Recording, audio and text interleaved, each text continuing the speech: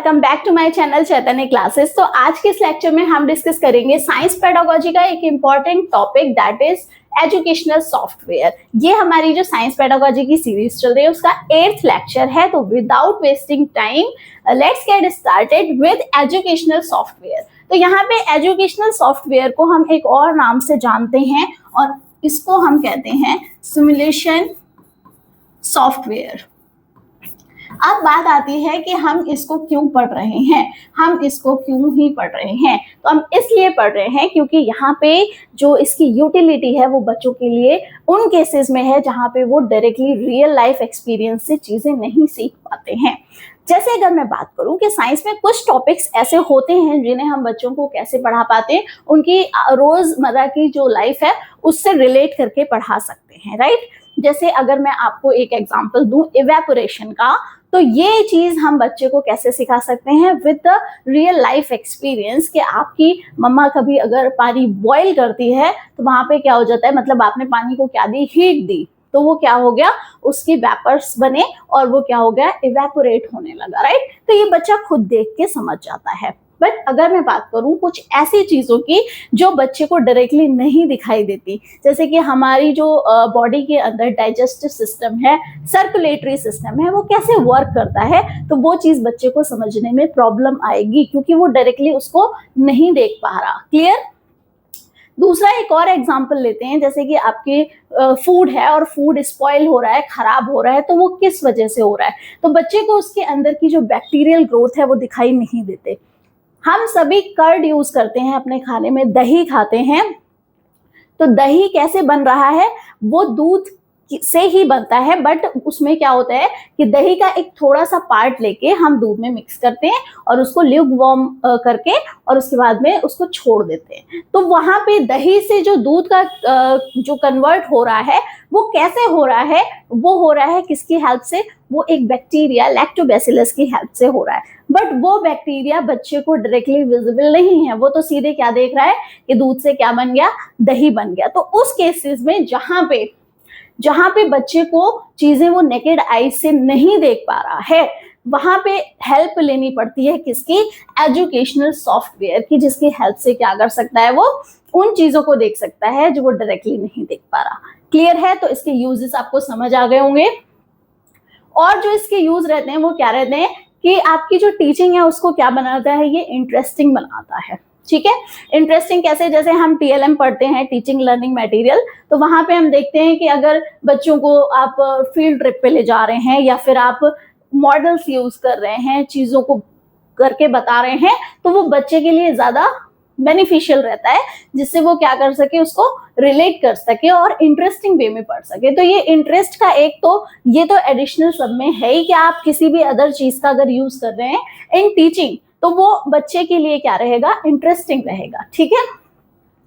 Third जो मैं इसकी बात कर रही हूँ वो है कि ये एक लार्ज ग्रुप के लिए बेनिफिशियल है। जैसे अगर मैं बात करूं कोई भी ऐसी चीज जो आप पढ़ा रहे हैं तो वो आप कैसे कर सकते हैं, वो एक बड़े स्केल पे सिखा सकते हैं। ठीक है। 30-40 बच्चों की जो क्लासेस रहती है, इतने बच्चे रहते हैं क्लास में, तो लार्ज ग्रुप को भी इस चीज को इंट्रोड्यूस कराने में हेल्प मिलेगी। ठीक है। किसी भी टॉपिक के लिए अगर आप यूज कर रहे हैं किसका, एजुकेशनल सॉफ्टवेयर का। क्लियर।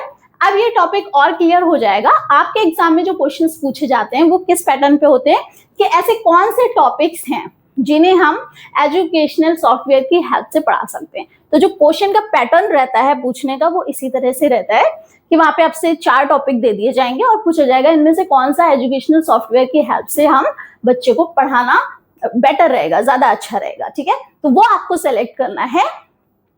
तो उसके लिए हम करेंगे प्रीवियस ईयर क्वेश्चन, जिससे सारे डाउट्स हो जाएं क्लियर। ओके। तो स्टार्ट करते हैं with our questions. Yes, here is your first question. Yes, the main advantage of using ICT resource, ये ICT वही चीज है, एजुकेशनल सॉफ्टवेयर की बात कर रहे हैं, ये resource for teaching of topics atoms and molecules. Topic क्या है, एटम्स एंड मॉलिक्यूल्स। आपको पता है ये स्मॉलेस्ट पार्टिकल होते हैं जो डायरेक्टली हम नेकेड आई से नहीं देख सकते, है ना। सबको पता है कि एटम एंड मॉलिक्यूल्स वाला जो चैप्टर होता है इसमें हम नेकेड आई से चीजों को बच्चे को नहीं दिखा सकते हैं, इतने छोटे पार्टिकल हैं। Could be to help in विषय परमाणु और अणु के शिक्षण के लिए आईसीटी संसाधन का उपयोग करना मददगार हो सकता है। ठीक है, हमें क्या पढ़ाना है, एटम्स एंड मॉलिक्यूल्स। और वो क्या कह रहा है, डिस्कसिंग इंफॉर्मेशन। क्या आपको सिर्फ इंफॉर्मेशन मिल जाए इसलिए आप पढ़ा नहीं, इंफॉर्मेशन तो टीचर आपको डायरेक्टली भी दे सकता है ना। पर यहाँ पे जो विजुअल एक तरीका है बच्चे को विजुअलाइजेशन से कराना, वो तो पॉसिबल नहीं हुआ। ठीक, तो breaking the monotony of the class, क्या कक्षा की एक रस्ता समाप्त करने में नहीं। जब टीचर कोई चीज का यूज कर रहा है, डिफरेंट टीचिंग मटेरियल का या फिर डिफरेंट रिसोर्सेज का, तब उस केस में वो एक रास्ता नहीं समाप्त कर रहा है, वो क्या कर रहा है, वो बच्चे को और इंटरेस्टिंग वे में चीजों को पढ़ाने की कोशिश कर रहा है। तो ये भी हो गया रॉन्ग। विजुअलाइजिंग माइक्रोस्कोपिक फिनोमिना, क्या कर रहा है ये, सूक्ष्मदर्शीय परिघटनाओं की कल्पना करने में। जो चीजें मैंने आपको बताया था पहले ही कि जो चीजें हम डायरेक्टली नहीं देख सकते, इन्हें माइक्रोस्कोपिक फिनोमिना बोलते हैं।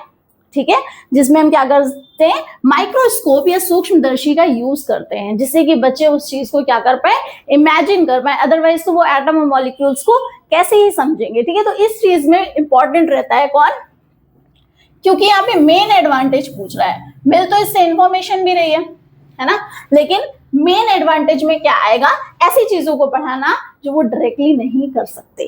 क्लियर, तो ये ऑप्शन सी हो गया करेक्ट। फोर्थ ऑप्शन भी देखेंगे, रिड्यूस टीचिंग बर्डन, शिक्षण का भार कम करने में। ऐसा कोई अगर ऑप्शन आएगा तो आप उसको पहले क्रॉस कर दोगे, क्योंकि इस तरह की कोई चीज हम नहीं लेते जो निगेटिव वे में जाती है। ओके, तो सेकेंड क्वेश्चन पे मूव करते हैं। Yes, which of the following does not match with the equitable use of ICT in science pedagogy, निम्नलिखित में से क्या विज्ञान शिक्षण में आईसीटी के सामयिक या न्याय संगत इस्तेमाल के साथ मेल नहीं खाता। यहाँ पे आपको नॉट वाला टर्म पूछा, निगेटिव वर्ड निकालना है, निगेटिव सेंटेंस निकालना है। फटाफट देखते हैं। पहला है encouraging the use of free and open source software for creating digital teaching learning environment like the virtual labs। ठीक है, आभासी प्रयोगशालाओं जैसे डिजिटल शिक्षण अधिगम वातावरणों के सृजन के लिए निशुल्क व मुक्त स्रोत सॉफ्टवेयर के इस्तेमाल को बढ़ावा देना। ठीक है, ये तो पॉजिटिव पॉइंट है, इनकरेज करते हैं हम। Ensuring the availability of appropriate multimedia software in English and other Indian languages, अंग्रेजी व अन्य भारतीय भाषाओं में यथोचित मल्टीमीडिया सॉफ्टवेयर की उपलब्धता को सुनिश्चित करना। बिल्कुल, ये भी पॉजिटिव पॉइंट आ गया आपका। Next is encouraging teachers to be users rather than developers of technology, technology के निर्माणकर्ता बनने की अपेक्षा प्रयोगकर्ता बनने के लिए शिक्षकों को प्रोत्साहित करना। ऐसा नहीं है कि आप सिर्फ क्या कर रहे हो कि टीचर उसका यूज करें, आपको डेवलपमेंटरी फॉर्म में लाना पड़ेगा कि आपको खुद से ये चीजें डेवलप करनी है। ठीक है, तो टीचर के लिए सिर्फ ये नहीं कि वो उसका यूज करना सिखाए या सीखे। Ensuring digital access for all sections of society, समाज के सभी वर्गों के लिए डिजिटल पहुंच को सुनिश्चित करना। तो ये भी हो गया आपका पॉजिटिव। तो सिर्फ आपका ये एक पॉइंट था सी वाला जो निगेटिव वे में जा रहा था। ठीक है, तो हमें नॉट वाला टर्म लेना है, तो हमने ऑप्शन सी को उठाया। ओके, नेक्स्ट क्वेश्चन देखेंगे, which is which of the following. Basically क्या है ना कि टीचर्स को हमें एक्टिव बनाना है। ठीक है, ऐसा नहीं है कि सीखना सिर्फ बच्चे के लिए होता है, सीखना एक टीचर के लिए भी। आपने सुनी होगी ये कोटेशन कि टीचर इज द क्या active learner, should be active learner, है ना। क्या होना चाहिए कि टीचर को भी उतनी चीजों में एक्टिव होना चाहिए, एक अच्छा लर्नर बनना चाहिए, तभी तो वो बच्चों को बेहतर और क्या करेगा, एडवांस नॉलेज दे सकेगा। ठीक है, तो वहां पे जो ऑप्शन था उसमें सिर्फ एक चीज की गई थी कि आप सिर्फ प्रयोगकर्ता बना रहे हैं, ठीक है, ना कि निर्माणकर्ता।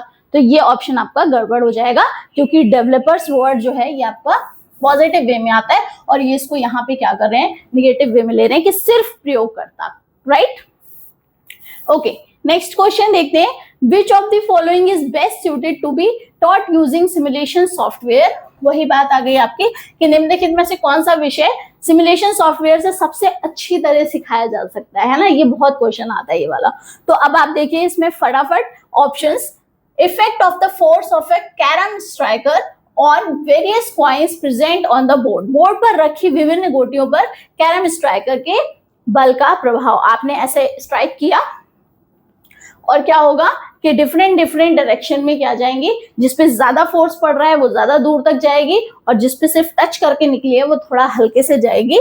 तो ये चीज जो आपकी है, अगर आप इसको किससे पढ़ाएंगे, सिमुलेशन सॉफ्टवेयर की हेल्प से, तो बच्चा क्या करेगा, फोर्स को बहुत अच्छे से समझेगा, राइट, ना कि ऐसे उसको कैसे पता चलेगा कितना फोर्स किस पे लग रहा है, राइट। देन आपका आ गया effect of pulling a nylon rope from two opposite sides with unequal force. क्या है कि नायलॉन की रस्सी को दो विपरीत दिशाओं में असमान बल के प्रयोग से खींचने का प्रभाव। देखो ये हम एक गेम खेलते हैं ना, जिसमें एक रोप होती है, कुछ बच्चे इधर होते हैं कुछ बच्चे इधर, तो आप ऐसा कर सकते हैं कि बच्चों को डायरेक्टली भी ये चीज पढ़ा सकते हैं कि हाँ ठीक है, एक तरफ एक बच्चा है और एक तरफ 3 बच्चे हैं, तो ऑब्वियस है कि फोर्स किस साइड लगेगा, उसी साइड खींच के दूसरा वाला बच्चा भी चला जाएगा, है ना। तो इसमें तो आपने दिखा दिया कि अगर अनइक्वल है, फोर्स कैसा है, अनइक्वल है, तो क्या हो जाएगा, जिधर नंबर ऑफ मासेस ज्यादा हैं, जिधर ज्यादा लोग हैं, वो अपनी तरफ दूसरे को खींच लेंगे, उधर ज्यादा फोर्स लग जाएगा, ठीक है। तो ये आपका ऑप्शन जो है डायरेक्टली भी आप करा सकते हैं, इसमें आपको इसकी सॉफ्टवेयर की जरूरत नहीं है। सी पॉइंट जो आता है आपका, वो क्या आता है, effect of rubbing a charge balloon, ठीक है, and a charge refill against each other. आवेशित गुब्बारे तथा आवेशित रिफिल को आपस में रगड़ने का प्रभाव, ये भी आप डायरेक्टली करा सकते हैं कि आपने बैलून को ऐसे रब किया हेड पे और वो चार्ज हो गया, और उसके बाद में आपने दूसरी चीज पे किया तो वहां पे क्या हो गया, आपस में रगड़ा आपने, तो क्या हो गया, वो भी चार्ज हो गया, दूसरा भी चार्ज हो गया पार्टिकल, ठीक है। Change in pressure at the bottom of container when quantity of water changes, किसी पात्र के तल पर दाब में परिवर्तन, जब पानी की मात्रा उसमें बदली जाती है तो प्रेशर भी बदल जाएगा, है ना। तैरने में अलग टाइप का होता है और आप अगर बाहर देखो तो अलग टाइप का प्रेशर लगता है किसी भी चीज पे, ठीक है। तो ये भी, इसमें भी आपको दोनों में जरूरत नहीं है किसकी, सॉफ्टवेयर की। तो यहाँ पे जो आपका ऑप्शन हो गया वो कौन सा हो गया, option A is correct. Clear, okay. Fourth question देखेंगे, which is Which of the following is best suited to be taught using a simulation software? निम्नलिखित में से कौन सा विषय सिमुलेशन सॉफ्टवेयर द्वारा सबसे अच्छी तरह सिखाया जा सकता है। फिर से वही क्वेश्चन है, effect of using a pulley to raise a weight, क्या बार उठाने के लिए घिरनी का प्रयोग का प्रभाव। तो बाहर आप डायरेक्टली उठा के दिखा सकते हैं बच्चे को कि हाँ घिरनी की हेल्प से कितना अच्छे से हो गया।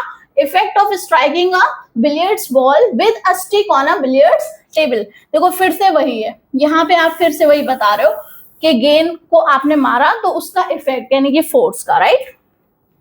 Effect of pushing a heavy load और opposite direction with unequal forces, एक भारी वजन पर विपरीत दिशाओं में असमान बल लगाकर धकेलने का प्रभाव। तो ये भी आप डायरेक्टली बच्चे को दिखा सकते हो, उसके लिए जरूरत नहीं है। तो ये भी हो गया क्रॉस और ये भी हो गया cross. Effect of changing weight of a body floating in water, पानी के ऊपर तैर रहे पिंड के वजन बदलने का प्रभाव, ठीक है।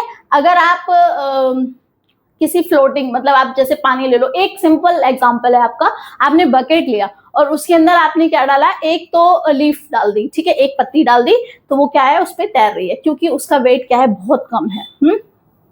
और दूसरी चीज की अगर आप बात करें, एक छोटी सी आपने क्या डाल दी, उसमें नेल डाल दी, एक कील डाल दी, तो वो कील क्या हो जाएगी, डूब जाएगी। तो जिस तरह से वेट की बात करें अगर, तो हम डायरेक्टली भी ये चीज दिखा सकते हैं। और इसमें शेप भी मैटर करता है, क्योंकि हैवी तो आपका शिप भी होता है, बट वो कैसा है, क्योंकि उसकी शेप इस तरह से दी होती है कि वो फोर्स को, फ्रिक्शन, पानी वाले फोर्स को क्या कर देता है, कम कर देता है। तो ये भी आप डायरेक्टली दिखा सकते हो बच्चे को, इसमें सॉफ्टवेयर की हेल्प की जरूरत नहीं है। बट अगर कैरम बोर्ड की बात करें कि उस पर फोर्स कितना लग रहा है स्ट्राइकर से, जो उसके अंदर जो गोटियां होती हैं उस पे, या फिर आप यहाँ पे बिलियर्ड्स बॉल की बात कर रहे हो, तो वो कैसे फोर्स लगा रहे हैं, तो ये चीज आप दिखाओगे किसकी, एजुकेशनल हेल्प की, एजुकेशनल सॉफ्टवेयर की हेल्प से, राइट। तो बी ऑप्शन भी हो गया आपका correct.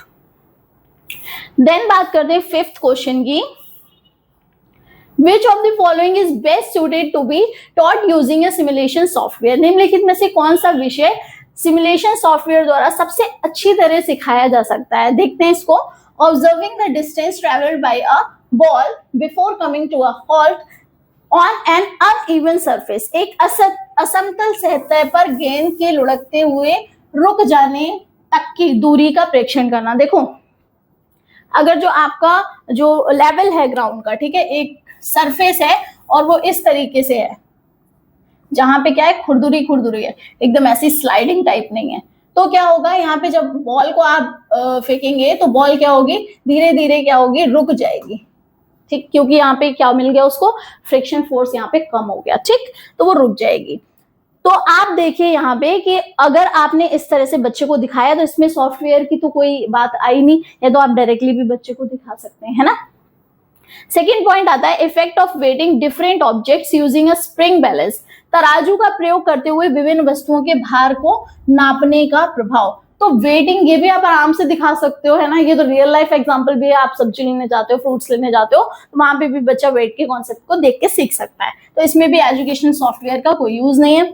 Effect of pushing chairs with and without rollers, पहियों के साथ या उनके बिना कुर्सियों को धकेलने का प्रभाव, ध्यान से देखिएगा, ये वाला भी आप डायरेक्टली दिखा सकते हो। हमारे घर में कोई भी ऐसी चीजें जिसमें नीचे रोलर्स लगे होते हैं, हम उससे खिसकाएंगे तो ज्यादा इजीली हो जाएगा। अगर आप दूसरी चीज को डायरेक्टली उसको धक्का देंगे तो आपको मुश्किल पड़ेगी, अगर आप रोलर्स के यूज नहीं करते, तो ये भी आप डायरेक्टली दिखा सकते हो। Next is observing the trajectory of a ball projected from a height, ऊंचाई से फेंकी गई गेंद के प्रक्षेपण पथ का परीक्षण करना। बहुत दूर से आपको क्या आ रही है, एकदम से गेंद फेंकी जाएगी, तो यहाँ पे बॉल है और इसको इस तरह से फेंका, तो ये जो इसका पाथ एक बन गया और जो यहाँ पे इसकी हाइट आ गई, ये चीजें आपको डायरेक्टली जो कहते हैं ना निकेड आई से देखना, ये मुश्किल पड़ जाएगा, क्योंकि आप वहां से निकाल नहीं सकते, मेजर नहीं कर सकते। पर अगर आपको यही चीज आपको अगर एजुकेशनल सॉफ्टवेयर की हेल्प से पढ़ाई जाती है तो आप इजीली उसका पाथ देख पाओगे, उसकी रेंज देख पाओगे, क्लियर, उसकी हाइट देख पाओगे, ठीक है। तो यहाँ पे डी ऑप्शन जो हो गया, ये क्या हो गया, आपका बेस्ट एग्जाम्पल हो गया, किसकी हेल्प से सिखाने के लिए, सिमुलेशन सॉफ्टवेयर की हेल्प से, क्लियर है। बाकी ये तीनों चीजें, वेट हो गया, फोर्स हो गया, ये चीजें बच्चा डायरेक्टली भी कर सकता है।